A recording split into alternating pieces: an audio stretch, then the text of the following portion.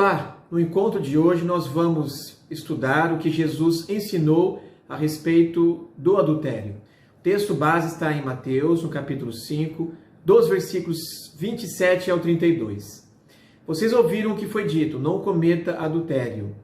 Eu, porém, lhes digo, todo que olhar para uma mulher com intenção impura, já cometeu adultério com ela no seu coração.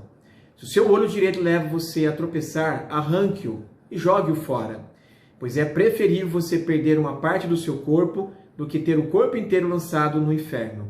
E se a sua mão direita leva você a tropeçar, corte-a e jogue-a fora. Pois é preferível você perder uma parte do seu corpo do que o corpo inteiro ir para o inferno. Também foi dito, aquele que repudiar a sua mulher deve dar-lhe uma carta de divórcio.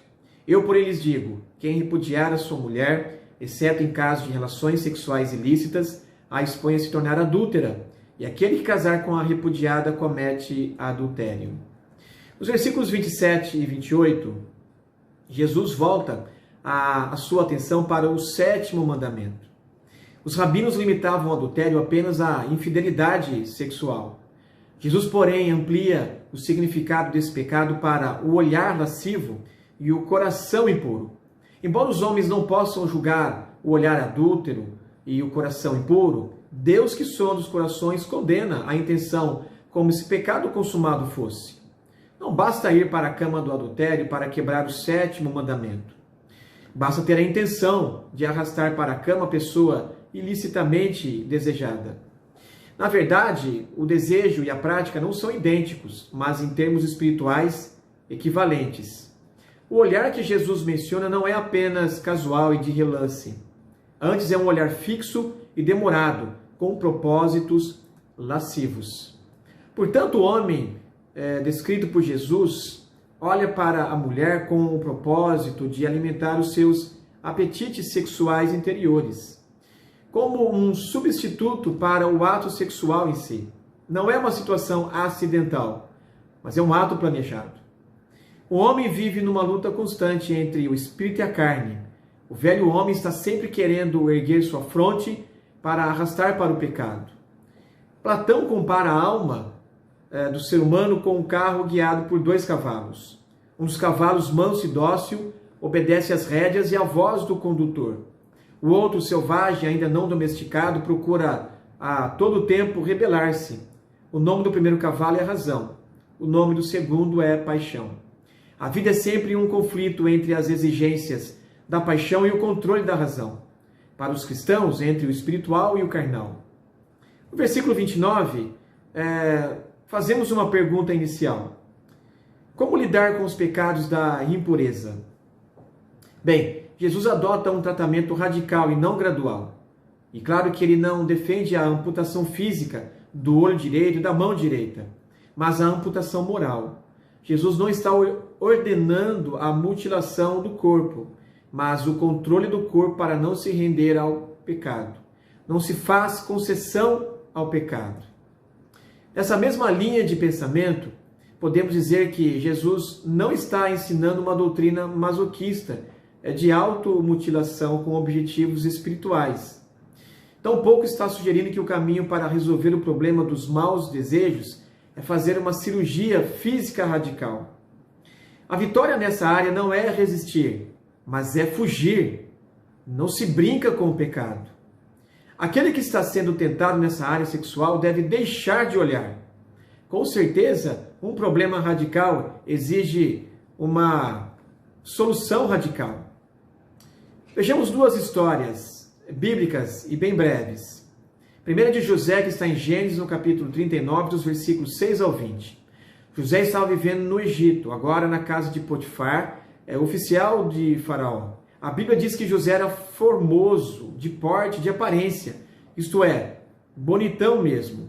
A mulher de Potifar tentava seduzi-lo diariamente e a Bíblia relata o que ela dizia no versículo 7. Deita-te comigo. Aqui uma mulher seduzindo um homem. José recusou de imediato a todas as investidas, mas havia uma insistência diária por parte dela. E José não dava ouvidos. Qual foi a resposta de José? Eis o segredo dele para resistir a tamanha tentação. No versículo 9, ele disse assim: cometeria eu tamanha maldade e pecaria contra Deus? Bem, isso nos revela que o compromisso dele era, em primeiro lugar, com Deus, depois com ele mesmo e, finalmente, com Potifar. Se fosse alterado esse compromisso, com certeza a tentação viria e ele cometeria o pecado. Um dia ele foi à casa de Potifar para tratar os negócios e não tinha ninguém na casa. Então ela o pegou pelas vestes e lhe disse: deita-te comigo. Ele, porém, deixando as vestes nas mãos dela, saiu fugindo para fora. Como José reagiu à tentação? Fugindo. Vejamos outra história, agora do rei Davi, que está em 2 Samuel, no capítulo 11, dos versículos 1 ao 5. Uma pergunta inicial: quais foram os passos da queda de Davi? Nós conhecemos muito bem a história. Alguns passos que levaram a esta queda. Primeiro, ele deveria ter ido para a guerra, mas ficou em casa. Estava dormindo à tarde, levantou-se e foi passear no terraço de sua casa. E ele viu uma mulher que estava tomando banho e era ela muito formosa. Mostrou interesse por ela, pois mandou perguntar quem era. Era Batseba, mulher de Urias. Mandou que trouxesse ela para se deitar com ele. Ela ficou grávida e, com isso, foi mau e ardiloso em arquitetar um plano para matar o marido de Batseba, Urias. As consequências foram terríveis, pois um pecado chama outro pecado para encobri-lo, e o homem foi morto injustamente, e o seu filho, o filho de Davi, morreu prematuramente. Por isso que Jesus propõe uma solução radical contra um problema que traz consequências sérias para as nossas vidas. A cada 3 casamentos, um termina em separação em menos de 2 anos. E a maior causa das separações é mesmo a infidelidade conjugal. O casamento foi a primeira instituição divina. Ele preexiste ao Estado e à Igreja. Contudo, ao longo dos séculos, essa instituição vem sendo bastante atacada. Nesses tempos pós-modernos, os próprios alicerces do casamento estão sendo abalados. A geração atual, em muitos casos, não aceita mais absolutos. Os valores de Deus são desprezados. Os marcos antigos, de modo geral, foram arrancados e cada um vive à mercê das suas próprias ideias. Cada um estabelece para si mesmo o que é certo e o que é errado.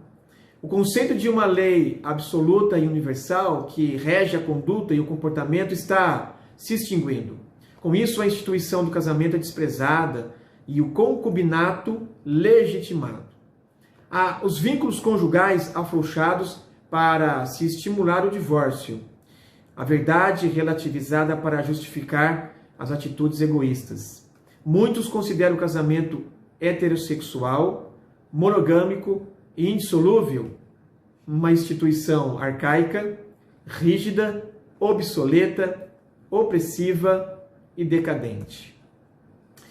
Os versículos 31 e 32, final, os rabinos eram muito complacentes com a questão do divórcio.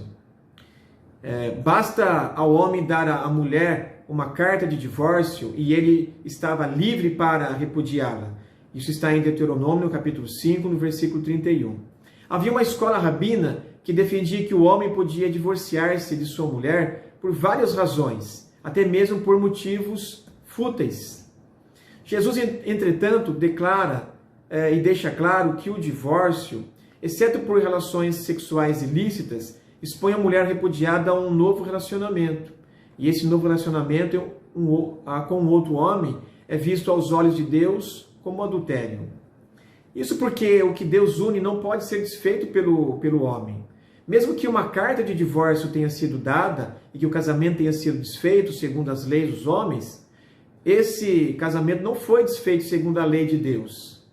Por isso, um novo relacionamento é uma quebra da aliança. É adultério. A imputação da culpa do adultério dessa mulher repudiada recai sobre o marido que a repudiou. Jesus teve que se pronunciar novamente sobre a questão do divórcio, lá em Mateus, no capítulo 19, dos versículos 3 ao 12. Jesus aproveitou o momento para reafirmar algumas verdades fundamentais sobre o casamento. Primeiro, Jesus endossou a estabilidade do casamento. 2. Jesus declarou que a provisão mosaica do divórcio era uma concessão temporária ao pecado humano. 3. Jesus chamou de adultério o segundo casamento depois do divórcio, caso esse não tivesse uma base sancionada por Deus. 4. Jesus permitiu o divórcio e o segundo casamento sob a condição única da imoralidade. A imoralidade é a única cláusula de exceção estabelecida por Jesus. Cabe lembrar que não foi Moisés que instituiu o divórcio. Ele já existia antes de Moisés. No início da história, as famílias precisavam ser numerosas para suprir carências. Mão de obra para a lavoura e soldados para as guerras. A supervalorização do macho deu origem à filosofia machista. E a mulher servia apenas para a reprodução. Assim, quando a esposa era estéril, para que o homem não ficasse herdeiro, foram criadas formas alternativas de convivência conjugal, como o concubinato, a poligamia e o divórcio. O primeiro caso de bigamia está registrado em Gênesis, no capítulo 4, dos versículos 19 ao 24. Abraão lançou mão do concubinato por sugestão de Sara, sua mulher, que era estéril. Jacó teve esposas e concubinas. É nesse contexto social de machismo, bigamia e concubinato que surge o divórcio. O divórcio só é tolerado nos casos de relações sexuais ilícitas, segundo Mateus, no capítulo 19, versículo 9. E abandono irremediável. Em 1 Coríntios 7,15 está essa citação. Quanto ao adultério, devemos fugir e buscar em Deus a nossa força para resistir à carne e ao diabo, pois ele fugirá de vós.